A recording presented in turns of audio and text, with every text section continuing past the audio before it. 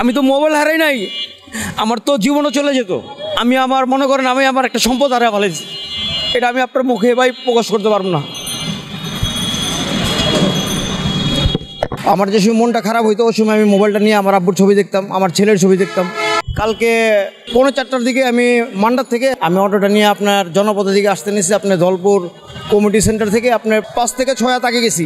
যাওয়ার পরে 8 থেকে 10 জন পোলাপান হাতে ছুরি রান্দাও এগুলো নিয়ে আমার গাড়ি গতিবোধ করছে, আটকানোর পরে আমি বললাম ভাই কী সমস্যা, অনেক কথাবার্তা বললে সমস্যা হবো, যা আছে দিয়ে দাও না। আমি আর কোনো কিছু করতে পারিনি। আমার পিছনে যে প্যাসেঞ্জার বসা আসলো ওইটু চিল্লাফাল্লা করে তার 2টা কোপ মারছে, একটা হাতে একটা মাথায়। এটা আপনার এই দলপুর বউবাজার বলে হয়। আমি যদি গাড়িটা না থামাই, তারা যদি গাড়িটা আমি জোরে টান দেই, চাপাটি আসলো, হাতে ছুরি আসলো, আমার কোপও দিতে পারতো। আমি আমার জানের ভয়ে, যান বাঁচানোর ভয়ে আমার গাড়িও নিয়ে যাবার চেয়েছিল, সে গাড়ি নিয়ে যেতে পারে নাই, কিন্তু আমার পকেটে যে টাকাগুলো ছিল ওই টাকাগুলো নিয়ে গেছে আর আমার মোবাইলটা নিয়ে গেছে। এটা আপনার 4টার দিকে, আমি 3:30 রাত 4টা না দিন 4টা?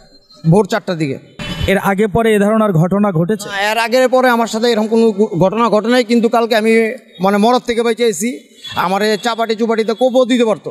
যদি আমি আমার জিনিসের মায়া করতাম তাহলে আমি কোপ খাইতাম। আমি আমার জিনিসের মায়া করি নাই, এই কারণে মনে করেন বেঁচে গেছি। 5ই আগস্টের আগে এ ধরনের প্রকাশ্য ছিনতাইয়ের কোনো ঘটনা শুনেছেন আপনি? আমি এই ধরনের কোনো চিন্তার ঘটনা শুনি নাই, দেখি নাই, কিন্তু শুনছি। আর হ্যাঁ, এটা তো আমার বাস্তব চোখে দেখা। যেমন কালকে আমি নিজের জান মনে করেন আমি নতুন জীবন পাইলাম, আমি শুনছি কিন্তু দেখি না। আর কালকে যেটা ঘটছে এটা তো আমার লোকে সম্পূর্ণ বাস্তব ঘটছে। চাপাটি ছুরি নিয়ে আমার সামনে যদি 8-10 জন পোলাপান দাঁড়ায়, আমার যা আছে সব দাও। আর আমার পাশে যে লোকটা ছিল উনি দিতে চায়নি বিদায় ওনার মাথায় একটা কোপ দিচ্ছে, পায়ে একটা কোপ দিচ্ছে। মোবাইলটা তো ভাই বেশি দামি না, 8-10 হাজার টাকা দাম, কিন্তু ওটার ভিতরগুলো আমার অনেক স্মৃতি ছিল। আমার আব্বা মারা গেছে, আমার যে সময় মনটা খারাপ হইতো ওই সময় আমি মোবাইলটা নিয়ে আমার আব্বুর ছবি দেখতাম, আমার ছেলের ছবি দেখতাম। কিন্তু এখন যে আমি আমার আব্বুর ছবি দেবো বা আমার ছেলের ছবি দেবো এরকম আমার কিছুই নেই।